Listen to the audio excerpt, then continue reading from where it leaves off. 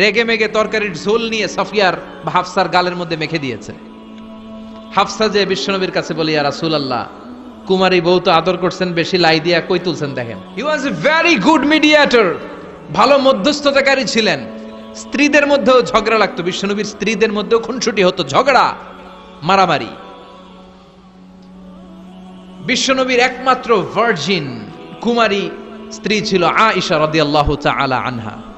ওনার বাড়িতে বিশ্বনবীর আরেক স্ত্রী, খুব সম্ভবত হাফসা বা সফিয়া, কোন বর্ণনা এসেছে পায়েস, কোথাও এসেছে ঝোলওয়ালা তরকারি হাদিয়া নিয়ে আসছে, যে এটা আপনারা দিলাম। মা আয়েশা তরকারি দেখে রেগে গেলেন, আমার ঘরে তরকারি দিছো কেন? আমি রাঁধতে পারি না? আমি নিজ হাতে রান্না করে বিশ্বনবীরে খাওয়াবো।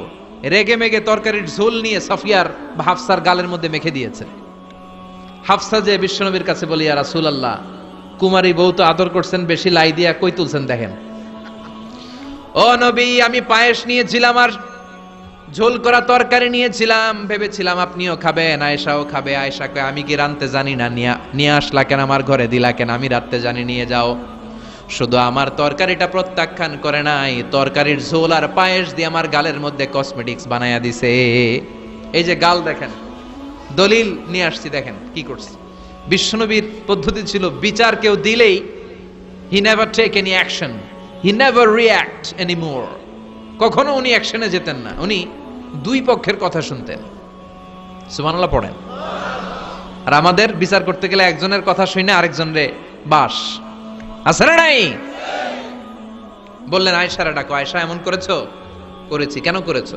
বললে, ইয়া রাসূলুল্লাহ, মাথাটা গরম ছিল, নিজেকে সামলাতে পারিনি গো নবী, সামলাতে পারিনি, আমি ভুল করেছি, আমি স্বীকার করলাম, মাফ করে দেন। বিশ্বনবী বললেন, এবার ঠিক আছে, দুজনের কথা আমি শুনেছি, এবার আমার জাজমেন্ট হচ্ছে কিসাস, মানে যেমন করেছো তেমন, গুতা মারলে গুতা, ঘুষি মারলে ঘুষি, আঘাত করলে আঘাত, ঠিক কিনা? হাফসাকে তুমি যেমনি ঝোল মাখিয়ে দিয়েছো, হাফসা তুমিও বাটি থেকে ঝোল নিয়ে আয়েশার গালে পলিশ করে দাও। হাফসাও সুযোগ পাইয়া ঝোল নিয়ে মাইখা দিছে।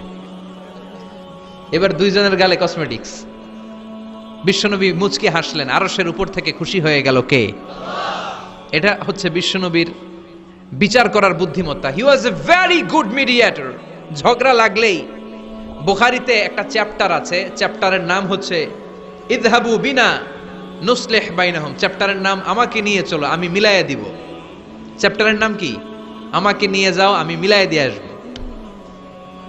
কত জায়গায় যে বিশ্বনবী যে মিলাইয়া দিয়ে আসতেন। মক্কা থেকে তিনি যখন মদিনায় এসছেন, মদিনার দুইটা গোত্র ছিল, আউস আর খাজরাজ। এদের এই দুই গোত্রের মধ্যে 100 বছরের মারামারি, 120 বছরের যুদ্ধ, কেউ থামাতে পারে না। থামাতে পারবে কি করে? বাবা যখন মারা যায়, ছেলেরা বলতো, আমারে মারছিল, তোরাও মারবি। কেউ যখন ইন্তেকাল করে ওসিয়ত করে যেত, আমারে কোপাইছে, তোরাও কোপাবি, কোপায়া সাইজ করে ফেলবি। তো সবাই সবার রাগ আর ঝাল মেটানোর জন্য এরকম ছেলে মেয়েদেরকে ওসিয়ত করে যেত যে এই যুদ্ধ যেন বন্ধ না হয়, আমার প্রতিশোধ তুই নিবি বাবা। এরকম ডাকাত কিছু লোক আছে না নাই? দাউ দাউ করে আগুন শুধু জ্বালাতে চায়। 120 বছরের যুদ্ধ কেউ থামাতে পারে না। বিশ্বনবী মক্কা থেকে মদিনায় হিজরত করলেন। মদিনায় যে উভয় পক্ষের নিয়ে বসলেন, উভয় পক্ষের সব কথা শুনলেন। এরপরে কথা শোনার পরে মাত্র 7 দিনের ব্যবধানে বিশ্বনবী 120 বছরের যুদ্ধ মিটায়ে দিলেন। এতদিন পর্যন্ত নিয়ম ছিল, আউসের কেউ খাজরাজের কোনো মেয়ে বিয়ে করে না, খাজরাজের কোনো ছেলে আউস থেকে মেয়ে নেয় না। ওদের আনন্দ ওদের মতো, এদের আনন্দ এদের মতো। এই মিলিয়ে দেওয়ার পর থেকে আউস আর খাজরাজের মধ্যে বিয়ে করানোর ধুম পড়ে গেল। এরা কুরবানির গোশত নিয়ে আউসের এরা খাজরাজের বাড়িতে দিয়ে আসে, খাজরাজের এরা আবার উট জবাই করলে বড় রান দিয়ে আসে আউসের কাছে। সুবহানাল্লাহ পড়েন।